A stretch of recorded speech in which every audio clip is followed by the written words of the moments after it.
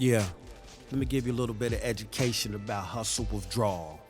Hustle withdrawal is a condition of an individual that used to be out on the street hustling, getting money, but then they had to cease due to life, due to jail, due to probation, or due to losing limbs or the ability to get out on the street and get money. As they go into the world and have to pay taxes, it stings. It actually hurts their heart to have to go earn some money, wait 2 weeks to get the money, and then when they get the money, a third of it is already gone. They miss the streets. They miss hanging on the block. They miss the rhetoric of smiles and frowns and yells and smoke and the smell of alcohol on the breath of those that are addicted. They lust for the drama. They lust for the smoke. Without seeing the beat down on a daily basis, it's like not taking a vitamin. They're not getting their daily dose. The dopamine levels remain high for those that suffer with hustle withdrawal. Therefore, if they're in situations where the dopamine is not becoming activated, they become depressed. The constant drama, the constant smoke, the constant agitation has become their norm. And if they can't facilitate or live in their normal environment mentally, physically, and emotionally, they feel out of place. A place of peace is like being in prison in solitary confinement. They can hear their own voices, they can see their own thoughts, and they have to deal with themselves. In the midst of the drama that the hood provides, one can forget about who they truly are. One can forget about the problems that they currently face. One can forget about the court dates that are looming 6 months down the road because they had a good lawyer that got a continuance. You see, it's a game. Once you get addicted to the street game, once you get a bite and a taste of what it's like, it becomes a bloodlust. You could be far removed from the streets, but feel a draw to just drive by to see what's going on, to see if you could catch a glimpse or a glimmer of somebody getting punched in the face, robbed, or beat down. How many times a day in this environment do you see a woman getting smacked, a man getting pistol whipped, a dog getting kicked? It has become the norm to experience these type of experiences. It has become the norm to eat bad food, hot, juicy, flavory, heavily crusted fried chicken, fried potatoes immersed in 2-week-old grease, jalapeno peppers that's been sitting so long they've turned black,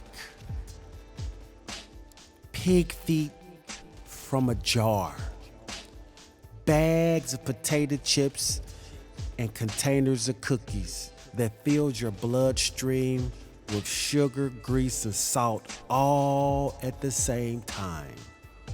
And don't forget the hot pickle. You know what I'm saying?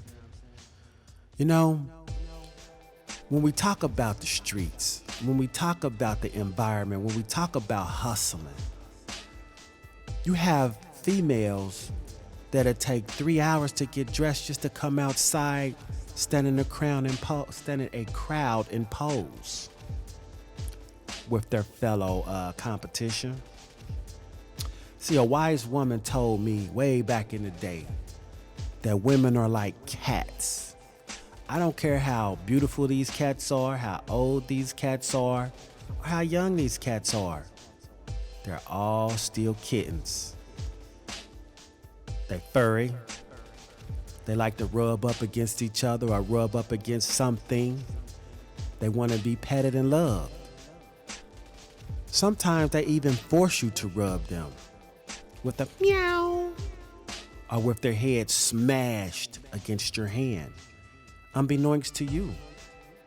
You know what I'm saying? But they demand that attention. Regardless of what you're doing, they want that attention. You could be a female cat in class, focused, minding your own business, focused on your goals. But a female cat might be upset that you got a higher grade than her on her exam. I don't like that bitch. Why? I just don't like that bitch. All because she got a higher grade. She taking it personal that she didn't study hard enough. So her claws comes out. So for the rest of the semester, you got a problem with a girl that you never met before from another country that you don't even know.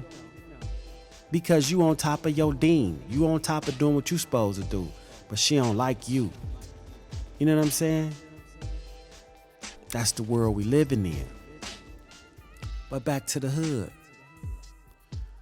Now, guys that's on the block or that hustle, they have a skewed mentality of the totality of their reality. For some reason, they think the whole entire planet is like their neighborhood. No, other planets actually have nice places, buildings, neighborhoods, less crime, running water. I mean, clean water. Not you gotta let it run, let the orange and brown run out, and then it's clear. No. Some places you hit it one time, the hot water comes on in a matter of seconds. You don't have to wait 2 minutes to let the water run for it to get hot. You see, we have a skewed mentality coming from the hood. We think that everybody is supposed to yell at each other to get a point across. We think that the only way to solve a problem is to cause smoke to put pressure on another individual to make them stop. When in reality, we could just call them and say, look, man, I apologize for what I did wrong. My bad.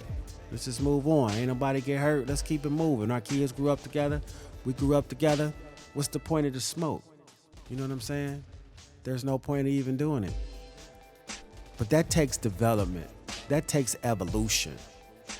I say about 10 years in the hood is when that wisdom come. Because you tired of fighting. You know what I'm saying?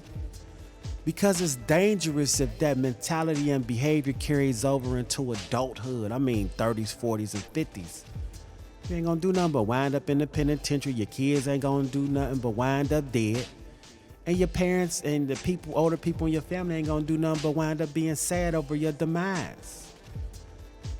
It's about mentality change. It's about spirituality change. It's about financial change. And as far as the hustle withdrawal, there's really no cure with the exception of making money to be able to fill the hole that you feel that's missing. You know? One adverse impact, or I guess you can say a counterpart to hustle withdrawal, is a hefty work ethic.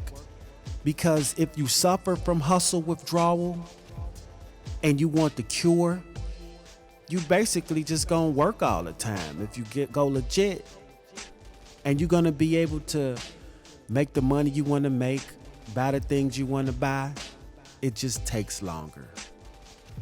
That's just like life in general. Anything that you want to grow and to develop, especially yourself, it just takes time. So whether you're suffering from hustle withdrawal, from ignorance, or flat out generational stupidity, it could be cured. But first it needs to be diagnosed, whether by a professional individual such as myself, you, or spirit in your meditation. But as you recognize your flaws and the things that are holding you back from your full potential, also make sure that you find out the solutions and the cures to your ailments. Till next time, philosopher A.D. Jones, the God creator.